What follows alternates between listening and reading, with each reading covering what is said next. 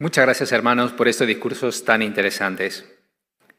¿Qué dice la Biblia sobre cómo debemos ver los gobiernos humanos y cómo nos ayuda eso a darle adoración pura a Jehová? Prestemos atención al hermano Juan Carlos Paredes de la Congregación Vicálvaro, que presentará el discurso. ¿Quién es realmente el gobernante del mundo?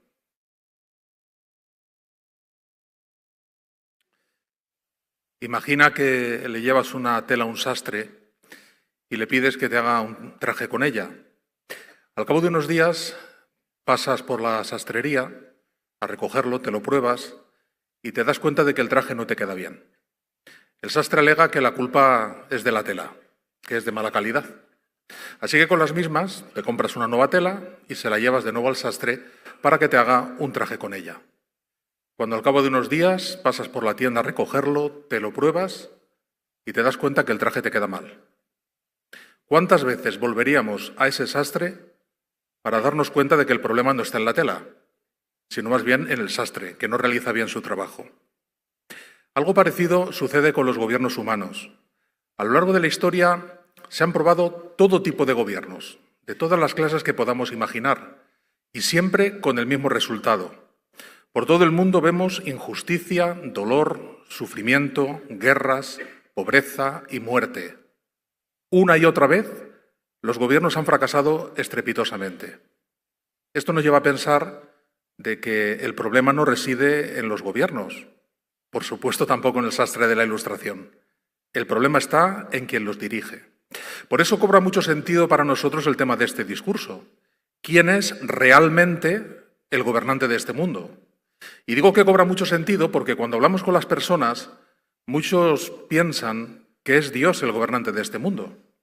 Claro, si esto fuera así, eso significaría que Él es el culpable de todas las desgracias que afectan a la humanidad, que Él es el responsable del mal que están haciendo los gobiernos.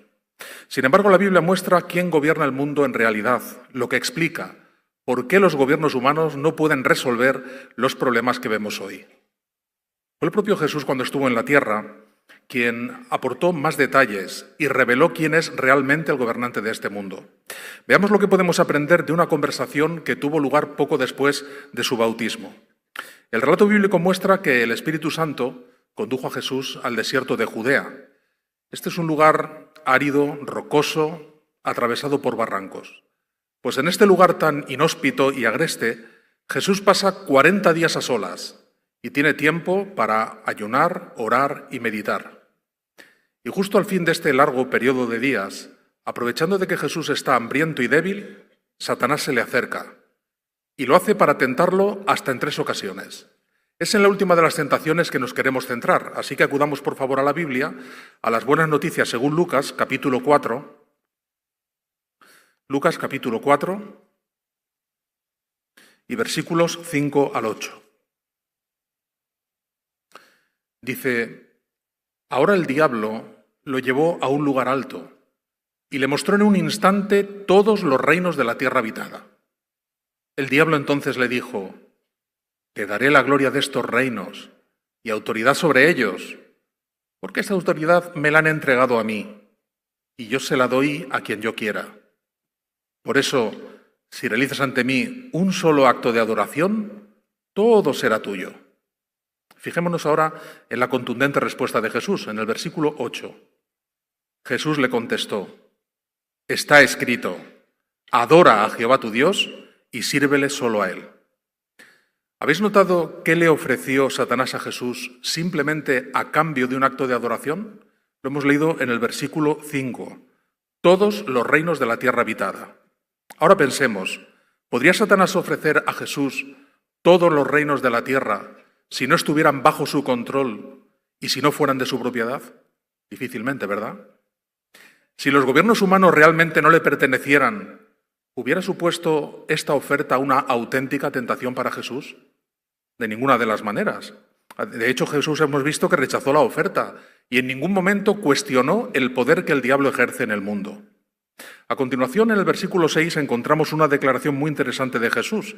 Satanás reconoció que a él le habían entregado toda esa autoridad. Sabemos que después de la rebelión de Edén, Jehová le dio permiso a Satanás para que demostrara que a los seres humanos les iría mejor si él los gobernaba en vez de Jehová. Pero ese permiso que recibió fue temporal. Es cierto que se ha alargado en la corriente del tiempo hasta el momento actual. De hecho, recordaréis que Jesús durante su ministerio en varias ocasiones hizo mención de Satanás como el gobernante del mundo, pues constatando esta idea de que él es quien realmente domina los gobiernos humanos. La influencia malvada que él ejerce sobre la tierra es lo que explica por qué la humanidad sigue teniendo tantos problemas y por qué no son capaces de resolverlos. Pues una vez establecida esta idea fundamental de que es Satanás y no Jehová el gobernante de este mundo, a continuación vamos a responder 3 preguntas, 3 cuestiones que están relacionadas con la gobernación que el diablo ejerce sobre la tierra y la actitud que debemos mostrar los siervos de Jehová. La primera pregunta es, ¿cómo usa Satanás su autoridad? Luego responderemos la pregunta, ¿cómo deberíamos ver los siervos de Jehová los gobiernos humanos? Y la tercera cuestión, también muy interesante, ¿cómo podemos darle a Dios adoración pura mientras vivimos en el mundo de Satanás? Respondamos la pregunta, ¿cómo usa Satanás su autoridad? En primer lugar, él lo hace tratando de influir en la forma de pensar y actuar de la gente. El apóstol Pablo, en Efesios capítulo 2, versículo 2, llama a Satanás el gobernante que tiene autoridad sobre el aire. Y esta definición es muy apropiada porque este aire representa la actitud mental de este mundo. Y Satanás consigue que los pensamientos, planes, conversaciones y acciones de la gente reflejen su manera de pensar y no la de Jehová. E igual que el aire que nos rodea, que le tenemos a nuestro alrededor, también esta actitud mental del mundo de Satanás también nos cerca, nos rodea por todas partes. Por ejemplo, cuando participamos en la predicación, ¿cuántas veces nos han dicho las personas que el hombre resolverá los problemas que afronta la humanidad? Estoy seguro que no te lo han dicho 1 ni 2 veces. Frecuentemente las personas razonan así. Pero esta es solo una de las mentiras promovidas por Satanás, la misma que él utilizó con nuestros primeros padres allá en el jardín de Edén, mostrando que los seres humanos pueden gobernarse a sí mismos con éxitos sin la ayuda de Jehová. O podríamos encontrar alguna explicación lógica, racional, a la extrema violencia, al derramamiento de sangre y a las masacres que han llevado a lo largo de la historia a cabo los gobiernos humanos. Simplemente por mencionar 2 ejemplos. La Alemania nazi exterminó a unos 6 millones de judíos y en tan solo 4 años el régimen de los Jemeres Rojos en Camboya asesinó a más de 2 millones de personas, lo que en ese momento equivalía al 25% de la población de aquel país. Aunque es cierto que la Biblia no dice que Satanás controle directamente a cada líder o funcionario gubernamental, la personalidad del diablo se refleja muchas veces en la manera que tienen de actuar los gobiernos. Por eso, la Biblia compara en ocasiones a los gobiernos humanos con bestias. Y es una comparación muy apropiada, porque como hemos visto son obra de Satanás y manifiestan su salvaje y feroz naturaleza. Veamos la segunda manera como Satanás usa su autoridad. Aparte de influir en la forma de pensar y actuar de la gente, también lo hace utilizando a los gobiernos para hacer que la gente deje de adorar a Jehová. Recordemos de nuevo cómo tentó a Jesús. Le ofreció todos los reinos del mundo simplemente a cambio de un acto de adoración. ¿Cuánto le iba a pagar? A cambio de tan poco. Pero aquí tenemos el kit de la cuestión.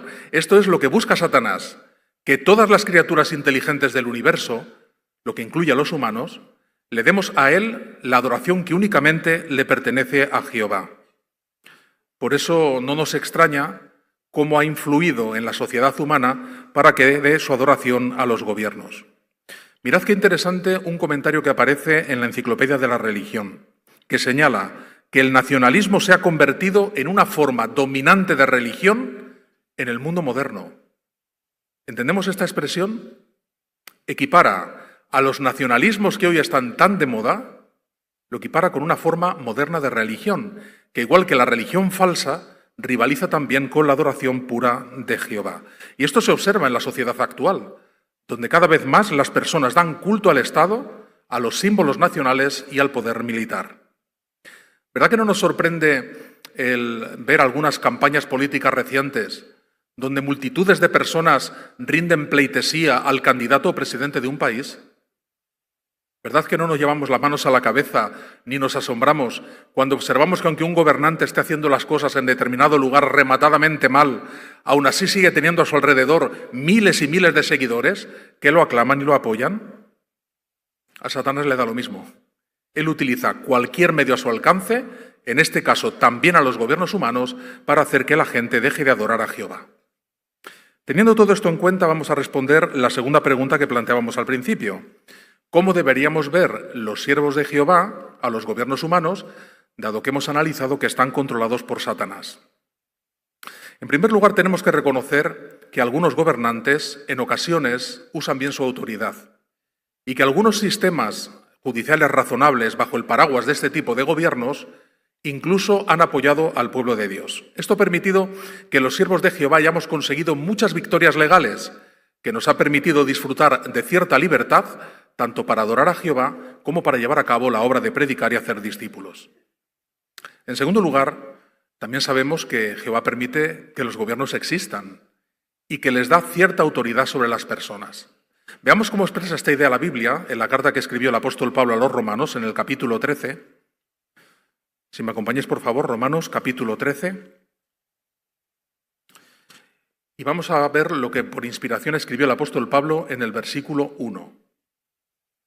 Dice que todos se sometan a las autoridades superiores, porque no hay autoridad que no venga de Dios. Las autoridades que existen han sido colocadas por Dios en sus posiciones relativas. Según estas palabras, ¿qué es lo que espera Jehová de nosotros? Muy sencillo, ¿verdad? Él espera que sus siervos obedezcamos y nos sometamos de buena gana a las autoridades superiores, a los gobiernos, aunque a veces nos irriten o actúen mal.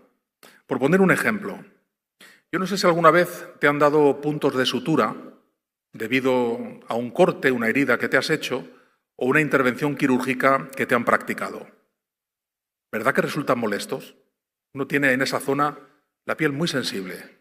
A veces está irritada y en ocasiones los puntos provocan dolor. Aunque para el organismo los puntos sean cuerpos extraños, sabemos que cumplen un propósito específico por un tiempo limitado. Al cabo de unos días, uno acude al centro de salud y el enfermero o la enfermera de turno los retiran. O bien ya hay puntos muy modernos que la propia carne lo va reabsorbiendo poco a poco. Pero quitarlos prematuramente sería perjudicial. Podría provocarnos una infección o incluso impedir que la herida cicatrice de la manera correcta. Pues de la misma forma, las autoridades gubernamentales humanas no entraban dentro del propósito original de Jehová. Por eso, igual que los puntos, a veces nos causan irritación y dolor. Pero hasta que su reino domine sobre toda la tierra, los gobiernos humanos, como los puntos, cumplen una función. Digamos que dan cohesión a la sociedad, desempeñando un papel que encaja con la voluntad de Dios para el tiempo actual. E igual que los puntos de sutura, los gobiernos también son provisionales. De hecho, el apóstol Pablo, en Romanos capítulo 13 y en el versículo 2, dice que Jehová ha establecido ese orden de manera temporal, que mientras tanto nos ofrece protección y hace cumplir las leyes. Y esa es la razón por la que leímos en Romanos 13:1 que Jehová nos exhorta a someternos y obedecer de buena gana a las autoridades superiores. Y esto lo hacemos, como luego explica Pablo en el versículo 7, cuando pagamos nuestros impuestos y damos a los gobernantes el temor y la honra que se merecen. Y el resultado de actuar así, el resultado de ser obedientes a las autoridades, es que, aparte de agradar a Jehová, nos beneficiamos a nosotros mismos y también a los demás. ¿En qué sentido? Pues por un lado nos ahorramos el castigo que las autoridades les imponen a quienes pasan por alto las leyes. Y por otra parte, nuestra obediencia individual puede influir en cómo ven las autoridades a los testigos de Jehová como colectivo. ¿Alguna vez habíamos pensado en esta idea? Os cuento brevemente algo que pasó en Nigeria hace algunas décadas. Un grupo de soldados entró en un salón del reino durante una reunión. Yo no sé si podemos hacernos una idea del temor y los nervios que debían pasar ahí los hermanos. Estaban buscando unas personas que protestaban con violencia contra los impuestos. Pero el oficial a cargo les ordenó a los soldados que se fueran de allí. ¿Por qué razón les dio esta orden? Les dijo: Los testigos de Jehová no andan por ahí protestando contra el pago de impuestos.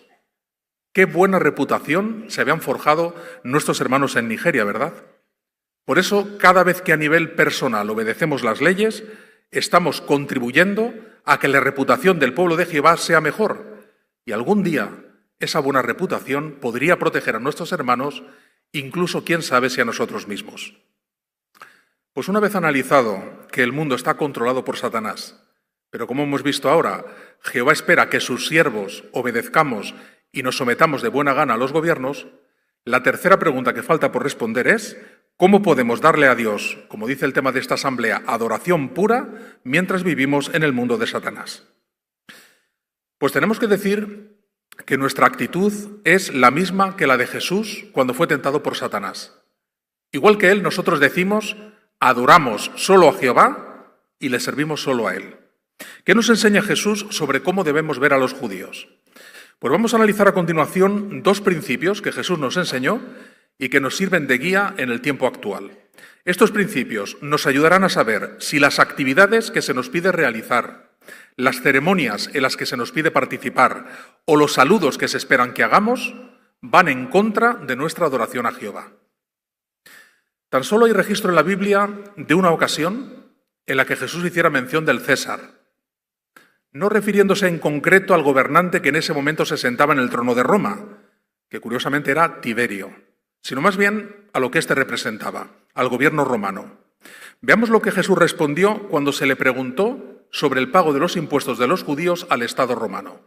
Vayamos a las buenas noticias según Marcos, al capítulo 12. Marcos capítulo 12, y vamos a leer el versículo 17. El contexto muestra que unos judíos se le acercan a Jesús con el fin de entramparlo y le preguntan si los judíos deberían o no pagar los impuestos al gobierno romano. Jesús entonces les pide que le muestren un denario y les pregunta de quién es la imagen y el nombre de quien allí estaba escrito. Cuando los judíos le responden: del César, veamos qué dijo Jesús. Marcos capítulo 12, versículo 17. Entonces Jesús dijo: páguenle a César lo que es de César, pero a Dios lo que es de Dios. Aquí encontramos el primer principio. Jesús nos enseñó que debemos pagar al César lo que es de César, pero a Dios lo que es de Dios. Fijémonos que Jesús dijo que se debía pagar o devolver ciertas cosas al César. ¿A qué se refería? El gobierno romano, en aquel entonces, había producido algunas cosas de valor, como por ejemplo las monedas. Esta que pidió Jesús que se le mostrara era un denario de plata, que tenía un valor, equivalía al salario que percibía una persona por un día de trabajo. Entonces el gobierno romano tenía todo el derecho de pedir que se le devolvieran algunas de ellas, pues con dichos fondos se prestaba al pueblo ciertos servicios. En aquel entonces, por ejemplo, la construcción de las famosas calzadas romanas, un sistema de correos, el orden civil, mantenerlo, y también la protección contra los delincuentes. Jesús era consciente de todo eso. Lo mismo que nosotros somos conscientes de que con el pago de nuestros impuestos también obtenemos a cambio del gobierno ciertas ventajas y ciertos servicios. Pero las cosas más valiosas que tenemos no nos las ha dado el César, nos las ha dado Dios. El corazón, la mente, las fuerzas, incluso la vida misma. Entonces no podemos darle ninguna de estas cosas al César, porque no ha sido él quien nos las ha dado en un principio. Y se la damos a Jehová cuando de corazón nos dedicamos a él y cuando le demostramos todo nuestro amor y devoción. Por eso, como siervos de Jehová, siempre tenemos mucho cuidado de no adorar a nada ni a nadie que no sea Jehová mismo. ¿Y qué haremos entonces si el César nos pide algo que está en contra de lo que nos pide Dios?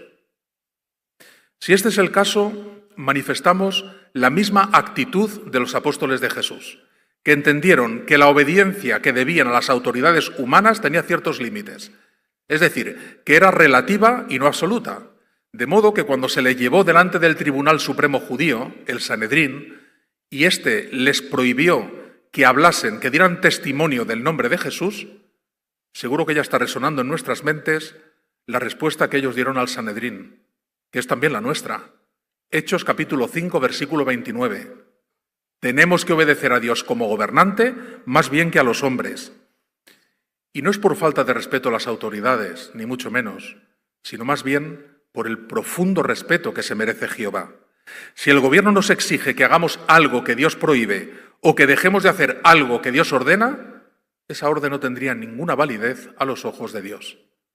Por eso, jamás haremos nada que esté fuera de la adoración y de la voluntad de nuestro Padre Jehová. Analicemos el segundo principio que Jesús nos enseñó y que nos sirve también de guía en el tiempo actual. Recordaréis que unas horas antes de su ejecución, Jesús se entrevistó con el gobernador de Judea, con Poncio Pilato. Este hombre estaba muy preocupado por las continuas sublevaciones políticas que había en su territorio y temía que la figura de Jesús supusiera una nueva rebelión por parte de sus seguidores. Jesús aprovechó aquella conversación para mostrarle claramente cuál era su postura neutral con relación a los asuntos políticos. Cuando Pilato le preguntó a Jesús, ¿eres tú el rey de los judíos? Veamos la respuesta de Jesús en las Buenas Noticias según Juan, en el capítulo 18. Juan, capítulo 18, y en el versículo 36. Jesús le respondió, mi reino no es parte de este mundo. Si mi reino fuera parte de este mundo, mis ayudantes habrían peleado para que yo no fuera entregado a los judíos. Pero la realidad es que mi reino no es de aquí. Entonces, ¿qué postura debemos asumir los cristianos en temas políticos? La misma que Jesús, una postura neutral. Mi reino, dijo él, no es parte de este mundo. Y esto a veces las personas no lo comprenden del todo, no entienden bien nuestra posición. Hay quienes afirman que si no apoyamos cierto gobierno es porque estamos apoyando uno distinto, pero nada más lejos de la realidad. Aunque es cierto que no votamos a favor de ningún partido ni candidato político, pero tampoco obstaculizamos las elecciones, ni interferimos con el derecho al voto que tienen las personas. Es cierto que no abogamos ni apoyamos ninguna ley, pero tampoco criticamos a quienes están en el poder o sus propuestas, o estamos ahí luchando para lograr cambios. Aunque es cierto que no saludamos a la bandera, pero tampoco la quemamos, ni injuriamos a la nación que representa, aun cuando esas prácticas en algunos lugares se consideren libertad de expresión. Es cierto que no cantamos el himno nacional, y no es porque no tenga letra. En otros países sí que la tiene y los testigos de Jehová no cantamos el himno nacional. Aquí en España se tiene la costumbre, ya sabéis, muchos lo tararean, pero tampoco tratamos de impedir que otros lo canten o lo tarareen. Nosotros simplemente nos abstenemos de participar. Es cierto que no vamos a la guerra a matar, pero tampoco atacamos a nadie en nuestra comunidad. En resumen, ni apoyamos ninguna ideología política, ni tampoco la condenamos, ni siquiera en nuestro corazón, y a la vez evitamos cualquier actividad o trabajo que comprometa nuestra postura neutral ante los gobiernos. En eso consiste la verdadera neutralidad, la neutralidad que nos enseñó Jesús, en no tomar ningún partido en los asuntos de este mundo. En el siguiente vídeo vamos a ver a testigos jóvenes y mayores cómo le dan adoración pura a Jehová sin importar el tipo de gobierno del país donde viven. Prestemos mucha atención. Qué vídeo más emocionante. Qué ejemplos de integridad los de nuestros hermanos. Y cuánto nos enseña a los padres a inculcar el amor y la lealtad en Jehová en nuestros hijos desde que son pequeños, como hemos visto en el ejemplo de la hermana Luis. Durante el discurso hemos mencionado varias veces que Jesús fue tentado por Satanás. ¿Recordáis? Le ofreció todos los reinos del mundo simplemente a cambio de un acto de adoración. Y hemos visto el ejemplo de lealtad e integridad que nos puso nuestro dechado. ¿Pensáis que va a hacer menos con nosotros? Todo lo contrario. Satanás renueva cada día sus esfuerzos para hacer que los siervos de Jehová dejemos de adorar a Jehová. Y hemos visto como el caso de nuestros hermanos, que puede ser también nuestra propia experiencia. Hoy nos puede prometer un trabajo, una casa o la libertad simplemente a cambio de que violemos nuestra neutralidad. Pero el ejemplo de los testigos de Jehová demuestra que es posible darle adoración pura a Jehová en medio de este mundo gobernado por Satanás. ¿Y sabéis qué es lo mejor de todo? Lo mejor de todo es que a Satanás le queda muy poco tiempo en ese puesto. Jesús predijo que Satanás sería echado afuera, es decir, que se le quitaría el puesto de gobernante del mundo. Mientras llega ese momento que tanto anhelamos en nuestro corazón, imitemos a Jesús y resolvámonos a dar nuestra adoración pura únicamente a aquel que se lo merece, nuestro amoroso Padre Celestial, Jehová. Muchas gracias, hermanos Paredes. Estamos decididos a darle la devoción exclusiva a Jehová que lo merece. ¿Quién es el Gog de Magog del que habla el libro de Ezequiel? Por muchos años, nuestras publicaciones han dicho que Gog de Magog es el nombre que se da al diablo después de que es echado del cielo. Esa explicación se ha dado debido a que el libro de Revelación dice que el diablo es el dirigente de la fuerza mundial que ataca al pueblo de Dios, Rev 12, 1:17. Pensábamos, pues, que Gog era otra forma de llamar a Satanás. Sin embargo, ese razonamiento hacía surgir varias preguntas. Para empezar, Jehová le dice a Gog lo que hará para destruirlo: a aves de rapiña, pájaros de toda suerte de ala, y a las bestias salvajes del campo ciertamente te daré como alimento. Ezec. 39, 4. Luego añade: en aquel día tiene que ocurrir que daré a Gog una sepultura en Israel. Y allí tendrán que enterrar a Gog y toda su muchedumbre. Ezec. 39 horas y 11 minutos. Pero ¿cómo es posible que un ser espiritual sea comido por aves de rapiña y bestias salvajes? ¿Cómo podría ser enterrado en la tierra? Además, la Biblia no dice que a Satanás se lo vayan a comer o que lo vayan a enterrar. Dice que será encerrado en un abismo durante 1000 años. Rev 21, 2. Por otro lado, la Biblia dice que al terminar los 1000 años, el diablo será soltado del abismo y saldrá a extraviar a aquellas naciones que están en los 4 ángulos de la tierra, a Gog y a Magog, para reunirlos para la guerra. Rev 28. Si el diablo es Gog, ¿cómo podría extraviar a Gog? Por lo tanto, el Gog del que hablan la profecía de Ezequiel y el libro de Revelación no es Satanás. Entonces, ¿quién es Gog de Magog? Para responder esta pregunta, tenemos que descubrir quién ataca al pueblo de Dios. La Biblia menciona el ataque de Gog de Magog, pero también el del rey del norte y el de los reyes de la tierra. Ezec. 38, 2, 10 a 13, Dan 11:40, 44, 45, Rev 17:14, 19:19. ¿Se trata de ataques separados? Parece que no. Al parecer, se trata del mismo ataque con nombres distintos. ¿Cómo lo sabemos? Porque las Escrituras nos dicen que todas las naciones de la tierra participarán en el ataque que desencadenará la guerra de Armagedón, Rev 16:14, 16.